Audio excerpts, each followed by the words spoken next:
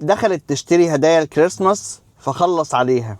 ايه اللي بيحصل؟ في واحدة عندها 65 سنة دخلت محل المحلات بارنز نوبلز الشهيرة بتاعة الكتب. دخلت في محل في فلوريدا، وبعدين كان في واحد من الهوملس. الراجل دوت عنده مشاكل عقلية، الراجل ده مريض. فالمهم وهي واقفة طعنها من الخلف بدون ما تعمله حاجة، بدون ما تكون حتى شايفاه أصلا. الست كانت تستغيث واتصلت حتى بجوزها، ولكن على ما جت الشرطة ونقلوها المستشفى بعدها بشوية اتوفت في المستشفى. ربنا يرحمها وربنا يصبر أهلها، ولكن موضوع صعب جدا. الراجل الهوملس دوت اتنقل لفلوريدا قبلها بأيام. بعد ما عمل عملته حاول يهرب من المحل، ولكن الشرطة قدرت ان هي تقبض عليه بعدها على طول.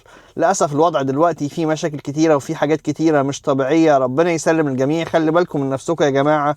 تحياتي للجميع. لؤي العاصي من نيوجيرسي. مع السلامة.